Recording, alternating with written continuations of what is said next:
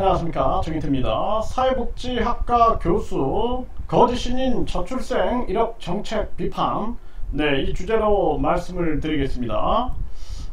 한 사회복지학과 교수가 이 거짓 신인의 저출생 정책에 대해서 비판을 했습니다. 그래서 출생아 한 명당 1억 원 현금 지원 같은 이 거짓 신인식 정책의 효과에도 의문을 제기했다는 것입니다. 전용호 인천대 사회복지학과 교수는 저출산 문제가 복지정책 수준으로 해결할 단계를 넘어섰다는 것에 동의한다. 그러면서 1명당 1억 원 정책은 인식 자체가 바람직하지 않고 재정적으로 지속 가능할지 의문이다. 이렇게 비판을 했습니다. 그래서 지금 이 기사에서 보게 되면은 천문학적 예산을 쏟고도 이 출산율은 0.6명 코앞 백화점식 대책을 멈춰야 된다, 이렇게 강하게 얘기를 하고 있는 그러한 상황이고, 지금 이 출산율 보게 되면은 계속 떨어지고 있죠. 0.6으로 지금 가고 있는 그러한 상황인데, 여기에 대해서 인구경제학자로 알려진 전영수 한양대 국제학 대학원 교수는 이런 얘기를 합니다. 관성적이고 기계적인 정책은 달라진 인구와 욕구를 반영하지 못했다.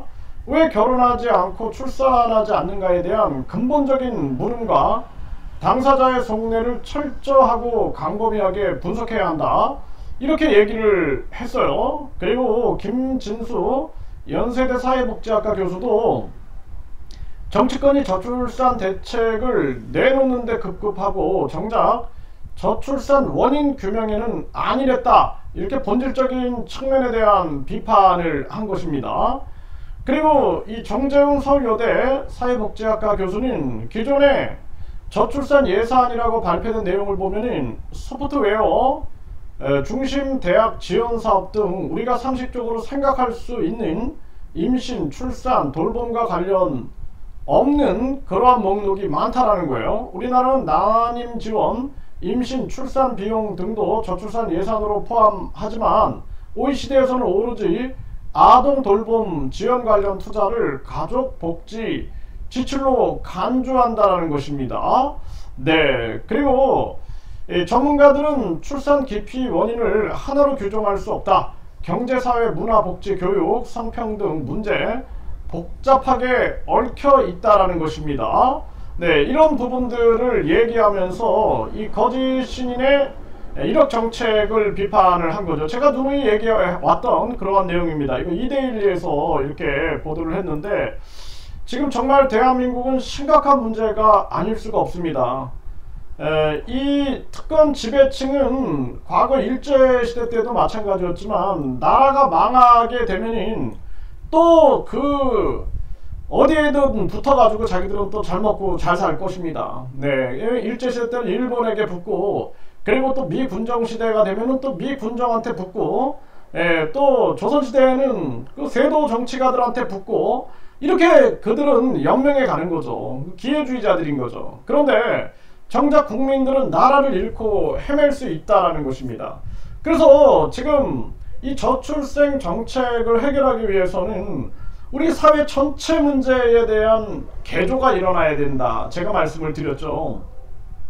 저 소수 민족들이 보게 되면은 그 고구려 유민으로 추정되고 있는 사람들, 그리고 수천년 치우천왕의 후예다 라고 얘기하면서 수천년의 그 역사를 보존하고 있는 그러한 묘족들, 이런 사람들 보게 되면은 가장 중요한 게 정신이에요.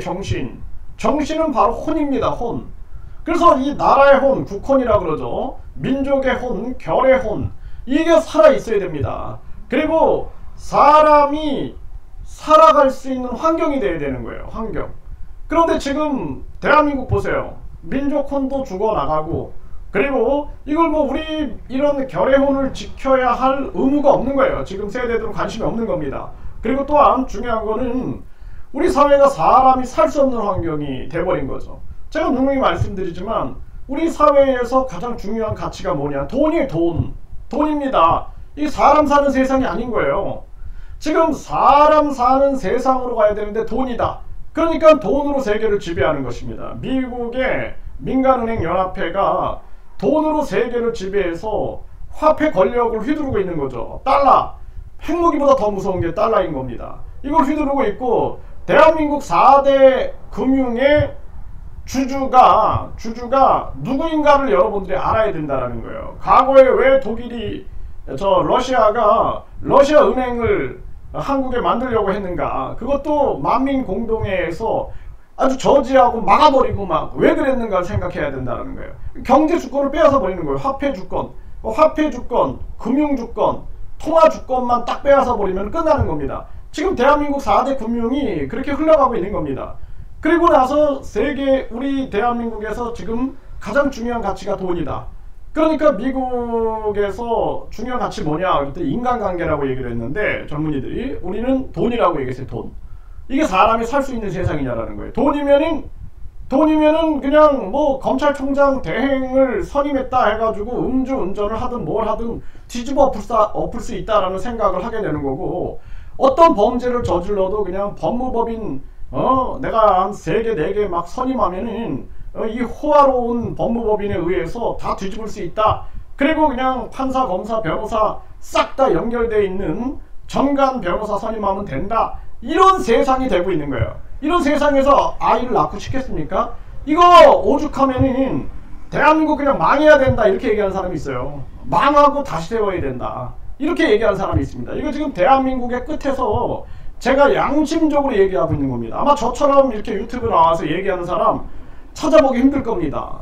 마지막 진짜 이 보루예요. 마지막 보루로서 내가 이 대한민국 마지막 지켜야 된다라는 생각으로 모든 걸 다 전폐하고 여기에 지금 집중해서 이런 얘기를 하고 대한민국 문제점을 지적하고 있는데, 우리 국민들이 인식을 해야 한다는 거예요. 정말 인식을 해야 한다는 겁니다. 중요한 가치가 돈이 아니다라는 거예요. 돈이 아니다. 학벌이 아니다. 외모가 아니다. 출세가 아니다라는 거예요. 왜 이 땅에 태어났는데? 왜? 돈 때문에 태어났나? 학벌 때문에 태어났나? 외모 때문에 태어났나? 출세 때문에 태어났나? 아니다라는 거예요. 신채호 선생께서 그 성균관을 마치고 엄청난 기득권이 보장됐음에도 불구하고 이 민족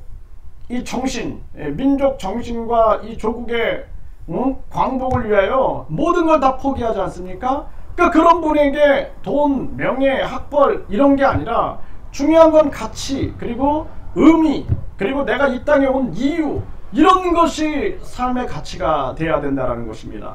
김구 선생께서 소원이 뭐냐 하느님이 물어본다면 대한독립이다. 또 물어봐도 대한독립, 또 물어봐도 대한독립이다. 완벽한 자주독립이다 라고 얘기를 하지 않았습니까? 지금 우리는 일제에게 나라 빼앗기고, 그리고 전에는 다 부패한 기득권들한테 나라를 빼앗긴 상태였던 거예요. 네. 그러다가 나라 다 망하고 나서 지금도 부패한 기득권들을, 특권 지배층들이 나라를 지배하고 있는 것입니다. 자기들만의 세상 만들어서 판사, 검사, 변호사가 다 헤쳐먹는 세상, 그들이 그냥 판사도 하고 검사도 하고 변호사도 하고, 오늘의 변호사가 내일의 판사, 검사, 공수처, 내일의 국회의원, 대통령 다 헤쳐먹고 이 세상을 그냥 유전무죄 무전유죄 세상으로 만들어버리고, 특권층들이 그냥 세상을 뒤흔들고, 저 의사들이 지금 보세요. 환자들 내팽개치고, 저 부패한 정치꾼들하고 저 무책임한 정치꾼들, 그리고 저 무책임한 의사들이 만들어가는 세상들을 보란 말이다 라는 것입니다. 이게 얼마나 기가 막힌 일이에요. 그러니까 김구 선생이 내가 원하는 것은 강한 나라가 아니다. 문화가 강한 나라. 내가 우리나라가 다른 강대국에게 침탈을 당했는데 내가 어떻게 강한 나라를 꿈꾸겠느냐. 아름다운 나라를 꿈꾼다. 아름다운 나라. 나는 아름다운 나라를 꿈꾸고, 그 문화 강국, 문화는 나를 행복하게 하고 다른 사람을 행복하게 한다는 거 아닙니까? 이런 정신, 이게 다 홍익정신 내려온 거예요. 인간을 널리 이롭게 한다라는 홍익정신으로 내려온 거다라는 것입니다. 그러니까 우리가 그 치우쳐난 그 수천 년의 역사를 그 묘족들이, 소수민족들이 산속에서 지키며 살아가는데, 그 사람들이 소멸되지 않고 수천 년을 지켜오고 가보면은 정과 흥이 넘쳐요. 정과 흥이. 그러니까 이 저출산 문제는 인간이 인간답게 살 수 있게끔 만들어야 된다. 인간이 무슨 짐승입니까? 1루대, 2루대, 3루대, 지방대 딱 줄 세우게 해가지고 신분 계급, 하층민이 지방대야. 하층민이 지방대. 학벌주의 시대. 이런 세상을 만들어 놓고 지방 다 소멸되고, 지네들은 나라 망하면은 돈 싸들고 딴 나라 가가지고 미국이나 일본이나 뭐 러시아나 중국이나 북한이나 가가지고 잘 먹고 잘 살겠죠. 그런데 정작 국민들은 이제 유민이 되는 거예요. 유민. 고구려 유민, 백제 유민, 이렇게 유민이 되고 결국에는 유민이 돼가지고 떠돌게 되는 거예요. 저 고려인들이나 조선족처럼 세계를 떠돌게 된다. 그런데 저 이스라엘 같은 경우에는 나라를 잃고 거의 이들이 2000년 가깝게 세계를 떠돌았어요. 떠돌았지만 디아스포라 그러면서 결국에는 자기들의 그 정신이 살아있기 때문에 자기들의 그 고토로 돌아가는 그 모습, 물론 지금 이스라엘이 막 전쟁 일으키고 막 이런 거 보면 아주 강력하게 내가 비판을 하고 있는데, 그들의 그 정신만큼은 우리가 존중을 해야 한다는 것입니다. 지금 이거 대한민국 보세요. 이거 다 망가지고 있는 거예요. 거기에다가 저 거짓 신인 저자는 1억만 주면 대천사 넣어주겠다, 300만원만 주면 천국 보내주겠다, 100만원만 가져오면은 무슨 죄를 지더라도 내가 죄사함을 주겠다. 저런 자가 또 1억 가지고 또 떠들어대고 있는 거예요. 떠들어대고. 이게 대한민국의 현실입니다. 그러니까 이제는 이 교수들도 정신 차려야 돼요. 학벌주의 무너뜨려야 된다. 내가 계속 얘기하잖아요. 학벌주의 때문에 신분 계급이 생기는 거예요. 1등 국민, 2등 국민, 3등 국민, 지방 국민. 이거 지방은 다 소멸돼 버리는 거예요. 내 말이 틀리냐라는 거예요. 내가 이거 진짜 내 마지막 보루라고 생각하십시오. 정말 저마저도 이런 얘기 안 하면은 대한민국 미래가 없어요. 그 과거에 배감 박은식 선생이라든지 또는 김구 선생이라든지 신채호 선생이라든지 그 또 민족 사상가들이 끊임없이 몸부림을 쳤던 거예요. 몸부림. 내 그 마음으로 몸부림을 치고 있는 거예요 지금. 예? 내 오늘 죽어도 여한이 없다. 내 그러나 계속 몸부림을 치다 죽어야겠다라는 생각을 하고 있는 것입니다. 그래서 대한민국 이 저출산 정책은 이 정인태 신지식인 TV에서 내가 계속 얘기하잖아요. 사회적으로 전체적으로 개조를 하지 않으면 안 된다 라고 말씀을 드리죠.